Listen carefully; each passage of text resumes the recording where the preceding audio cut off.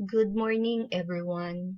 I am your MAPEH 6 teacher, Teacher Heidi S. Filipino. This is our follow-up discussion in line to FB Live streaming last October 5, 2020. Our objective is identify the kinds of notes and rest used in a song. I classify them according to the following. Number 1, recognize the music symbols. 2.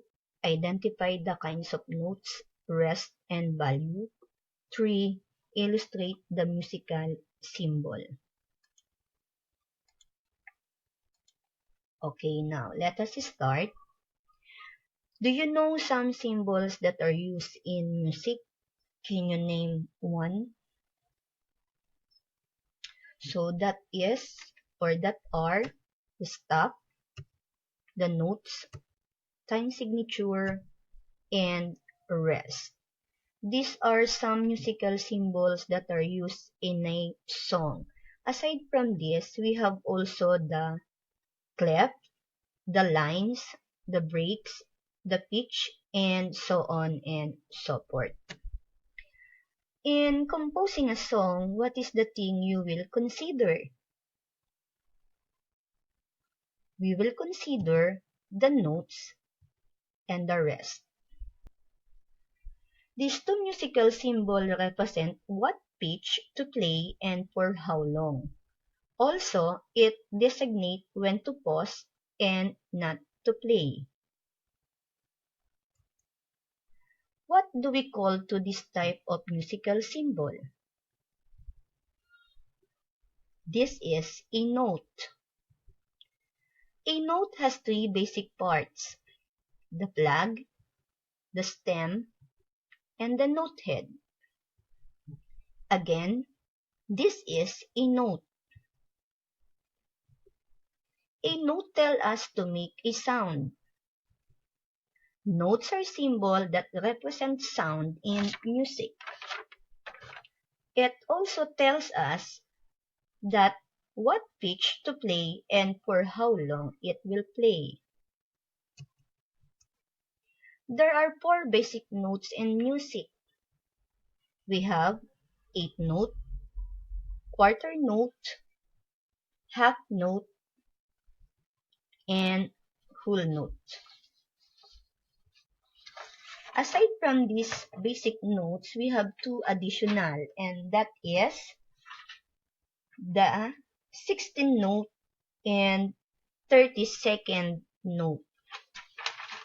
Let us take a look at the 8th note. An 8th note has a flag, stem, and solid note head. A quarter note. A quarter note has stem and a solid note head. What is missing in this note symbol? You notice that a quarter note has no flag. Half note.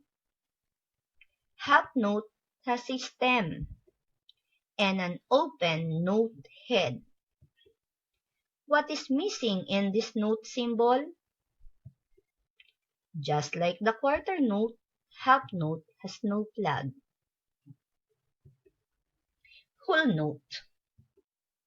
It only has a note head. It is a note head only because the note head of a whole note has an oval appearance, like an egg. The whole note has no stem and no flag. 16th note. With two flag, straight note stem, and oval filled-in note head. 16 notes are notated with an oval, filled-in note head, and a straight note stem with two flags. We are done with a note. Now, let us see what musical symbol represent in this image. What type of musical symbol is this? This is a rest. Rest tells us to be silent, or the rest tells when to pause and not to play. There are different kinds of rest. Number one, we have the full rest. Full rest is also called a semi-brief rest. Is drawn a small rectangle that hangs off the second line from the top of the stave. Stave is another code for stop. Half rest. It also called minim rest. Is a small rectangle that is very similar to semi-brief rest, but instead of hanging from the second line, it sits on the middle line of the stave. Quarter rest, or called crochet rest. It kinds of looks like a skewed letter Z with a small letter C on the bottom. It's drawn right in the middle of the stave, in between the top and the bottom lines of the stave. 8 rest, also called quiver rest, which look like a small number 7 with a little blob on the end. Like the crochet rest, it sits right in the middle of the stave, sitting on the fourth line from the top. 16 rest, or semi-quiver rest, which is very similar to the quiver rest, but is slightly taller and has 2 flicks. It sits on the bottom line of the stave. Now, let us identify the value of notes and rest. Whole note is equivalent to whole rest. The time value or bit for this note and rest is 4 bits. Half note is equivalent to half rest. The bit for this is 2 bits. Quarter note is equivalent to quarter rest. There is 1 bit. 8 note and 8 rest.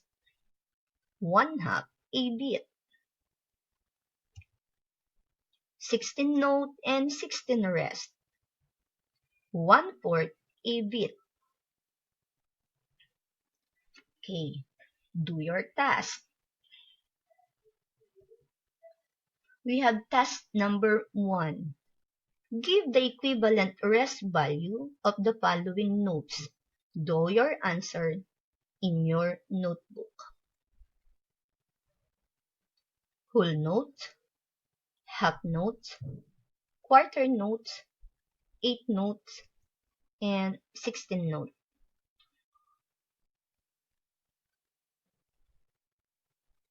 Okay, let us check. Whole note has a symbol for this whole rest.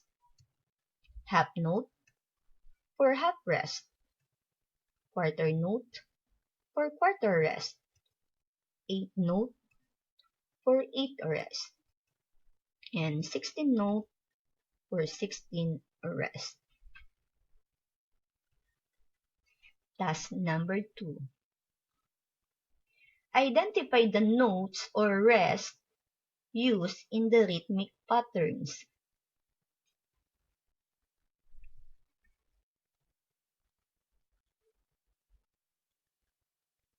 Let us see your answer.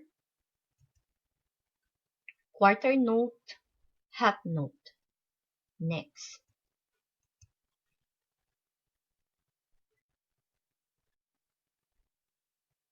Let us see your answer.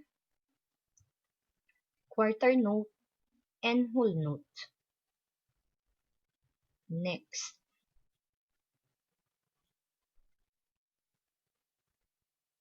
Let us see your answer. Quarter note. Next.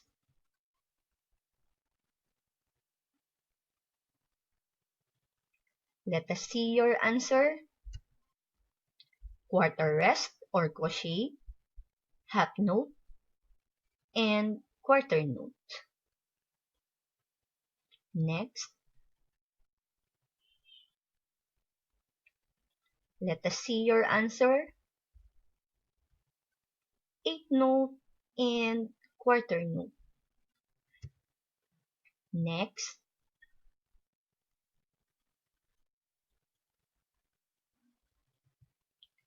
Sixteenth note and quarter note.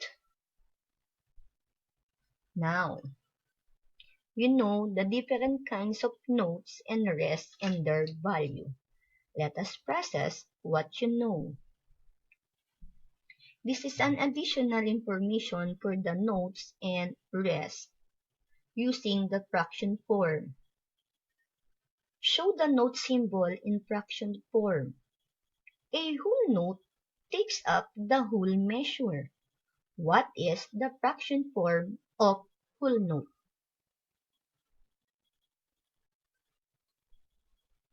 That is 1 whole. A half note takes up half the measure. What is the fraction form of this musical symbol? 1/2. A quarter note takes up a quarter of a measure. What is the fraction form?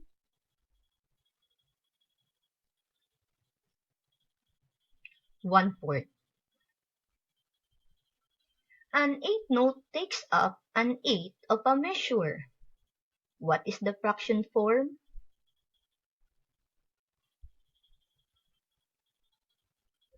1/8.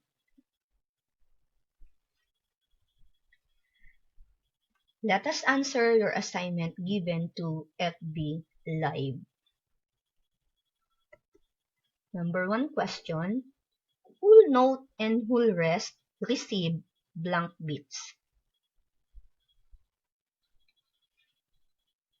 That is 4 beats. Number 2. 1/2 note has a value of blank. 1/2 beat. Number 3 question. The symbol of quarter note is blank. Okay, a quarter note has no stem and it has a solid note head. Number 4. The equivalent of rest of quarter note is quarter rest. Number 5. 1/8 note receives 1/8 beat.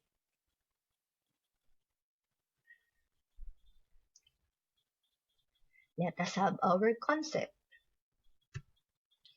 Give the music symbol for note and rest. What is the equivalent music symbol for whole note? Okay. How about the half rest or the half note? The quarter rest, the 8th rest, and 16th rest.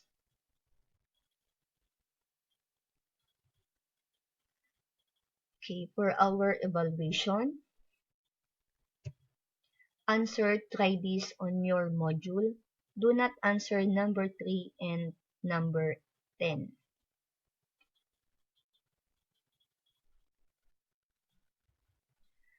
Don't forget your homework, class. Number 1, give the kinds of notes and rest and their time value using that. Number 2, What does a dot means in a note or rest in music?